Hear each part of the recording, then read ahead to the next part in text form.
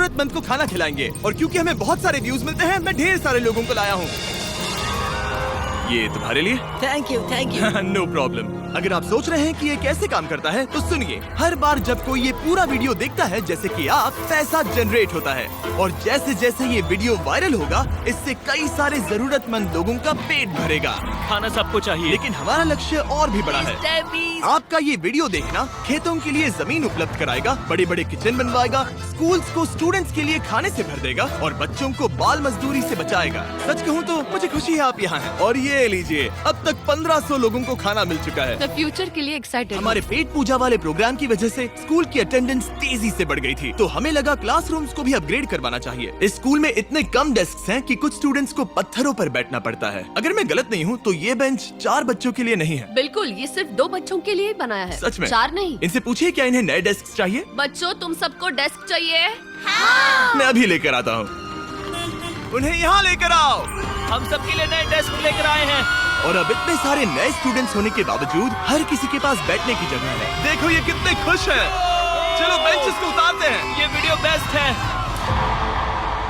सोचने वाली बात ये है कि अमेरिका और यूरोप में हम इन चीजों को बहुत हल्के में लेते हैं। मतलब स्कूल के लिए नए डेस्क मिल जाना ताकि उन्हें पत्थरों पर ना बैठना पड़े।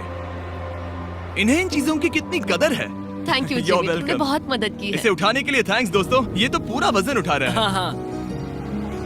अपने नए डेस्क के लिए तैयार हो? हाँ। ये साफ है कि ये लोग इतने सारे बच्चों को हर रोज ब्रेकफास्ट और लंच नहीं खिला सकते इस किचन से, और इसीलिए हमने इनके लिए एक नया किचन बनाया है। और स्कूल को रिवैम्प करने के साथ साथ हमने यहाँ एक कुआं भी खोदा है जिसमें वाटर स्टोरेज है, साथ ही एक ग्रीन हाउस है और कैमरा घुमाओ, एक फार्म भी बनाया। इस स्कूल को जिसकी भी जरूरत है हम इन्हें वो सब दे रहे हैं। और आसपास के स्कूल्स के बढ़ते हुए स्टूडेंट्स के लिए हम पार्टनरशिप कर रहे हैं ऐसे बड़े बड़े फार्म्स के साथ।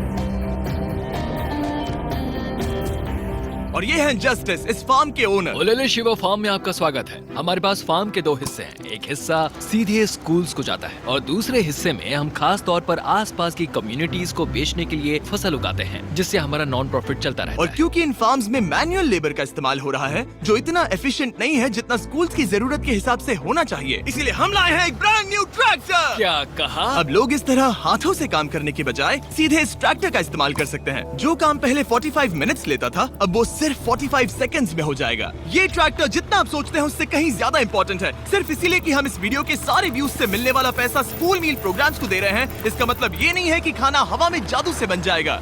हमें खाना कहीं तो उगाना पड़ेगा और यही करने के लिए काम आएगा ये ट्रैक्टर जो घंटों का काम मिनटों में करता है। और ये सुनिश्चित करने के लिए कि ये खाना ज्यादा से ज्यादा लोगों तक पहुँचे, हम स्कूल के लिए एक खास सरप्राइज लाए हैं। सब लोग इधर आ जाइए, ये रही चाबी इस कम्युनिटी के ब्रांड न्यू ट्रक के लिए। Congratulations। क्या? मैं चाहता हूँ आप ये ट्रक लेकर पूरे कम्युनिटी को खाना खिलाएं। थैंक यू, बहुत शुक्रिया। हमारे पास नया ट्रक है। ये ट्रक स्कूल के बचे हुए खाने को पूरे कम्युनिटी की फैमिलीज तक पहुंचाने का काम करेगा। और आप लोगों के इस नए ट्रक के अंदर इतना खाना है कि इससे 1 लाख लोगों का पेट भर सकता है।